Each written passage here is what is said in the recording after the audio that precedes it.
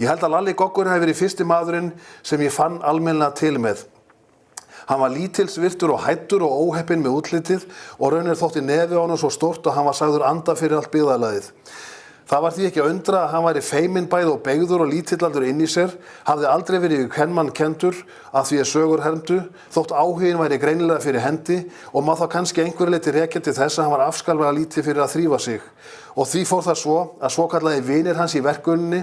boruðu tommubreitt gat á vegginn milli vinnsluplássanna svo Lalli geti hort á alla stelpurnar í betri enda fiskvinnslunar. Og það sem hann lyftist allur upp við þetta gæfugat og gottið brjóstkassinn tók ekki vaxtarkip þegar honum var sagt í stríðni einni saman að Sigga og hinum gafli vinslunar væri að gefa honum gætur. En þá stungu þessir vinir hans auga úr þokkalega vaxinni ísu og tiltu í gatið og haft fyrir satt að Lalli hafi yngstum að minnstakosti 10 ár við tíðindin og annað eins þegar hann sá starandi augað í veggnum dag eftir dag og raunar vikum saman rétt eins og þessi athygli ætlaði engan endi að taka. Ja, Sigmundur,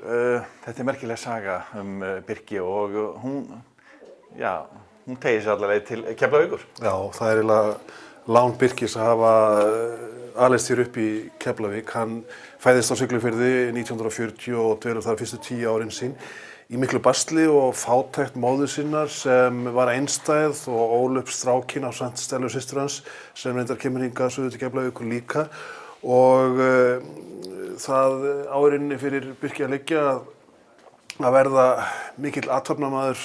í alþjóðlegu viðskiptum seinna meir en það var alls ekki sjálfgefið að svo færi. En auðvitað lán hans að hafa alist upp á táningsárunum í Keflavík og svona orðið var við allar þessar flugvélar sem freistuðu hans mjög. Hann ætlaði að verða flugmaður en hafði ekki til þess sjónina og varð flugvirki og eftirleikurinn náttúrulega tiltölulega þekktur, alþjóðlegur flugvélasölumaður allar koppagrundir heimsins og ævintýrin sem hann lendir í eru náttúrulega ekki af skornum skammti heldur ærin og ótrúleg komið saman í þessa bók. Og þú rekur sögu hans hérna í Stóru Milljón sem var gamalt frystihús hérna í Keflavík og þar sem ungur pegi. En síðan líka að fyrsta businessinum sem hann var í Höfnum á Reykjanesi. Já, hann sem sé snemma breiðist krókurinn hjá svona dreng og hann náttúrulega einsetur sér það mjög snemma að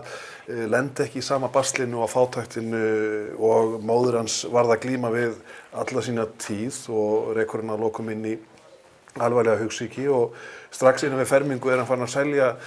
brotnu og lélega skél sem hann fékk frá betri fiskverkunarhúsunum hér suður með sjó og seldi inn fyrir girðinguna til hermanna sem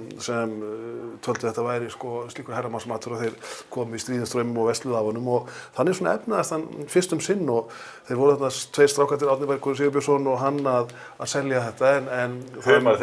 Haumar til varnarliðsmanna og fyrsti businessin og fengu borgaði í dölum. Getum við Suðurnesjamenn eigna okkar pínleiti í þessu mikla businessviti Birkis? Já, ég held að stóra lán Birkis að hafa endað hér sína uppvaxtarsögu og komist hérðan út í heim og það líka náttúrulega stórt lán fyrir okkur Íslendinga að hafa átt þennan flugvöll á sínu tíma vegna þess að þessi flugvöllur tengd okkur við umheiminn á réttum tíma og kom Íslandi inn í nútímann og þar á meðal Birki Valdisinni.